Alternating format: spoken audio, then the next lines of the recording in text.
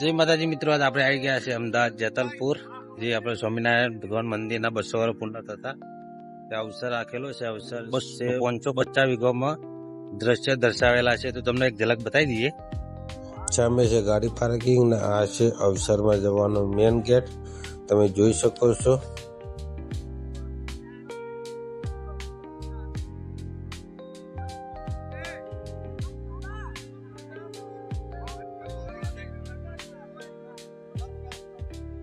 ચરણભાઈ રબારી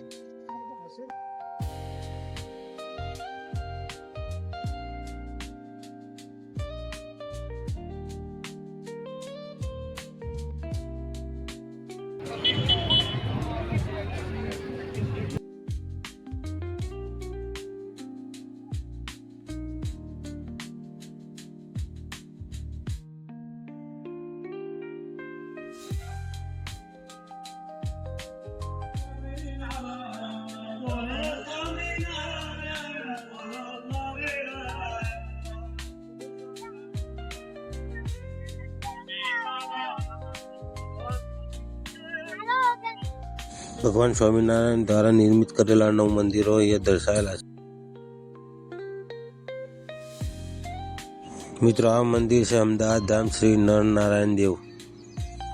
બાજુમાં પણ એક બીજું મંદિર છે, તો તમને તેના પણ દ્રશ્યો બતાવી દઈએ.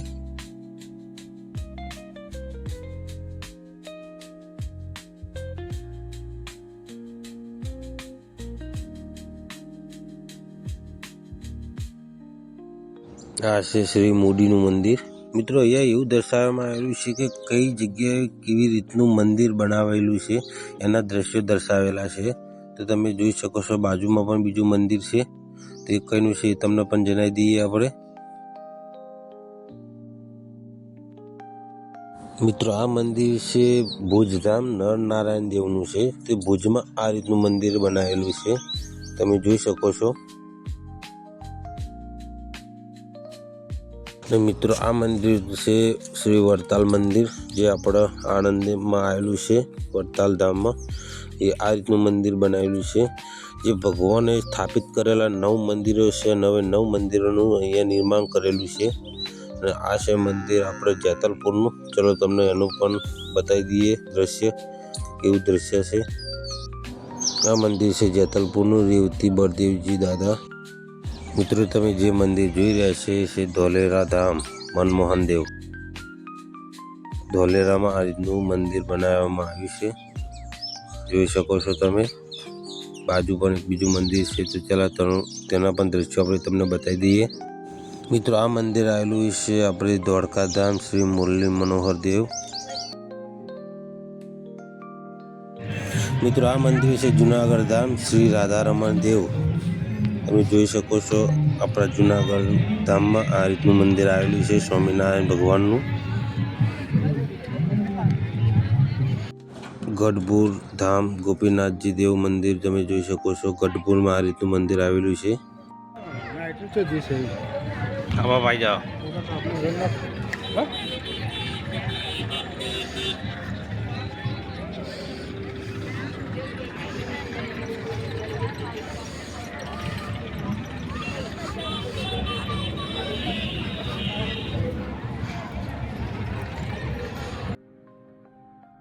હવે મિત્રો જઈએ છે સેલ્યુટ ટુ ઇન્ડિયન આર્મી ફોરેસ્ટનો અંદર, કે બધા યુદ્ધ થયેલા એનું દ્રશ્ય દર્શાવેલું છે.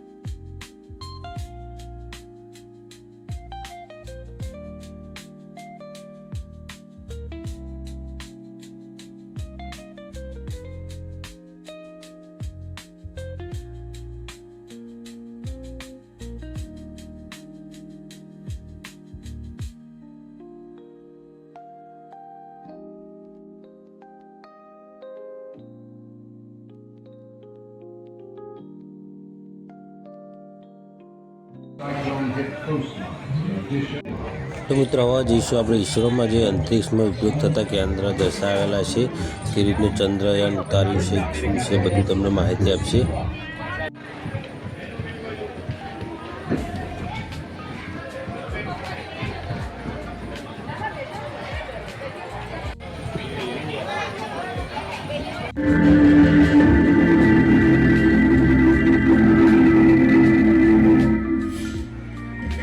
આપણે હંમેશા આકાશને નિહાળ્યું છે. પૃથ્વીના વાયુમંડળથી આગળ અંતરિક્ષ અને બ્રહ્માંડને જોવા, તારાઓ, ગ્રહો, આકાશગંગાઓ, તારા વિશ્વને જાણવા અને તેમનું નિયમન કરતા સિદ્ધાંતો સમજવા થોડા વધુ પ્રયાસો કર્યા છે. આજે આ અનંત દૂરદર્શિતાએ ઉડાન ભરી છે. 19 એપ્રિલ 1975 ભારતે પોતાનું પ્રથમ સ્વદેશી ઉપગ્રહ આર્યભટ્ટ રશિયાના વોલ્ગોગ્રાડ લોન્ચ સ્ટેશન પરથી પ્રક્ષેપિત કર્યો. વૈજ્ઞાનિક સંશોધન માટેનું આ બહુઆયામી ઉપગ્રહ એક્સ-રે એસ્ટ્રોનોમી, એરોનોમી અને સોલર ફિઝિક્સ માટે હતો, જે ભારતને અંતરિક્ષ વિજ્ઞાનના વારસાથી વૈશ્વિક અંતરિક્ષ શક્તિની ઊંચાઈઓ સુધી લઈ ગયો. ડોક્ટર વિક્રમ સારાભાઈ દ્વારા સ્થાપિત ભારતીય અંતરિક્ષ સંશોધન સંસ્થાન ઇસરોએ આત્મનિર્ભરતા, નવીનતા અને રાષ્ટ્રીય ગૌરવની ગાથા લખી છે.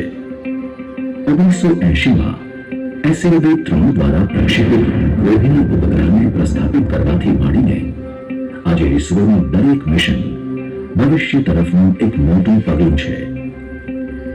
આજે સૌથી વધુ મિશન સાથે ભારતને ટોચની અંતરિક્ષ શક્તિઓમાં સ્થાન અપાવનાર ઇસરોના હૃદય સમાન અમદાવાદનું અંતરિક્ષ ઉપયોગ કેન્દ્ર છે, જ્યાં વૈજ્ઞાનિકો અને ઇજનેરો સંચાર, હવામાન શાસ્ત્ર, રિમોટ સેન્સિંગ, નેવિગેશન અને વૈજ્ઞાનિક મિશન માટે અદ્યતન પેલોડ્સની રચના કરે છે અને અંતરિક્ષ વિજ્ઞાનનો લાભ દરેક ભારતીય સુધી પહોંચાડે છે.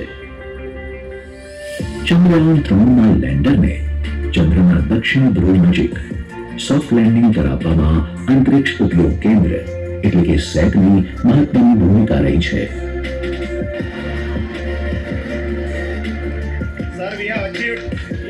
જેના કારણે ભારત આ કાર્ય કરનાર વિશ્વનો પ્રથમ દેશ બન્યો. હવે આ સ્થળ શિવ શક્તિ પોઈન્ટ તરીકે ઓળખાય છે, જે ભારતની અંતરિક્ષ સિદ્ધિઓની શક્તિ અને ચેતનાનું પ્રતીક છે. આ મિશનમાં સૌ દ્વારા વિકસાવાયેલા વૈજ્ઞાનિક સાધનોના કારણે વૈજ્ઞાનિક સમૂહો ચંદ્રના રહસ્યોનો નજીકથી અભ્યાસ કરી શક્યા. તાજેતરમાં પ્રક્ષેપિત કરાયેલ નિસાર ઉપગ્રહમાં સેટ ઇસરો દ્વારા એસ બેન્ડ SAR પેલોડ અને JPL નાસા દ્વારા L બેન્ડ SAR પેલોડ, જે ભારત અને અમેરિકાના સંયુક્ત સહયોગથી વિકસાવવામાં આવ્યો છે. નિસાર હિમ નદીઓનું પીગળવું, જંગલોનો નાશ, ભૂસ્ખલન, ભૂકંપ, જળવાયુ પરિવર્તન અને અન્ય ભૂવૈજ્ઞાનિક ઘટનાઓ પર ચોકસાઈ સાથે નજર રાખશે. નિસાર એક વૈશ્વિક ઉપગ્રહ છે, જેમાં સેટના રડાર પેલોડનું યોગદાન મુખ્ય છે. આવા વૈશ્વિક અભિયાનોમાં સેટની આ ભાગીદારી ભારતની તકનીકી ક્ષમતાનું પ્રમાણ છે. કોઈ પણ અંતરિક્ષ મિશનના કેન્દ્રમાં હંમેશા તેની એપ્લિકેશન એટલે કે ઉપયોગિતા હોય છે.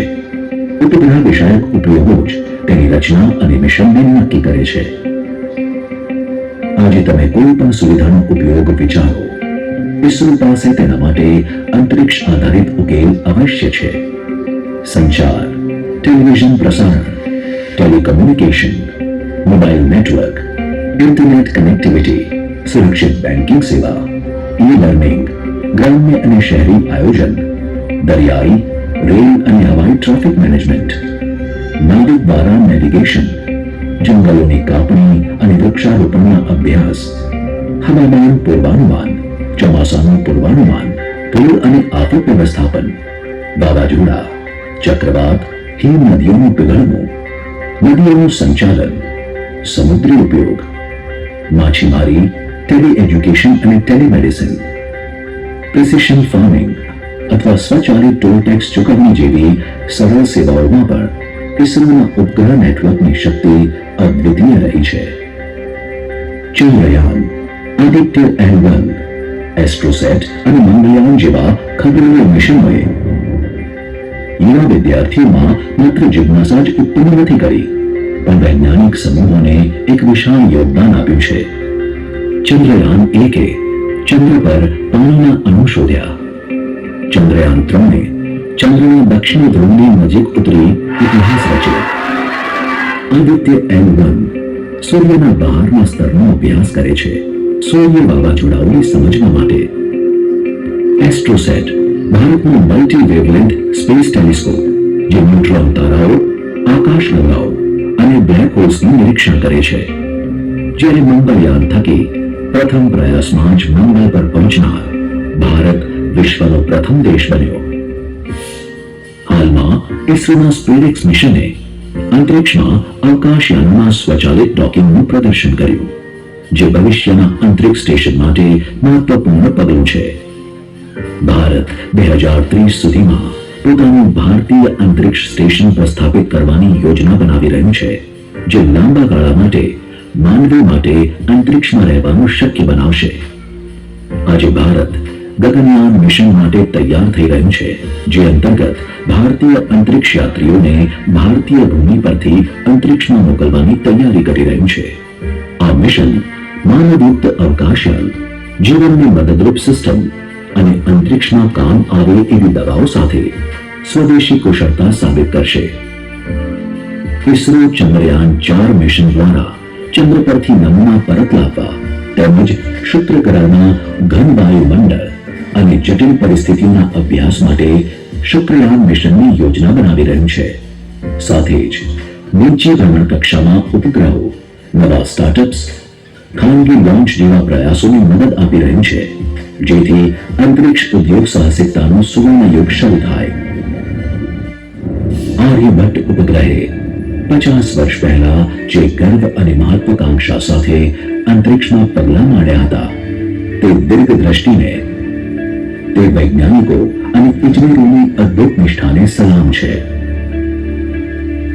જેમણે આજે ભૂતકાળ અને ભવિષ્ય વચ્ચે સુમેળ જાળવી આપણા દેશને વૈશ્વિક અંતરિક્ષ શક્તિની ઊંચાઈએ પહોંચાડ્યું છે. શાશ્વત આકાશથી અનંત અંતરિક્ષ સુધી, આર્યભટ્ટથી ગગનયાન સુધી, ભારત માટે આ એક પરંપરાગત જ્ઞાન અને અનંત શક્યતાઓના ગૌરવની યાત્રા રહી છે.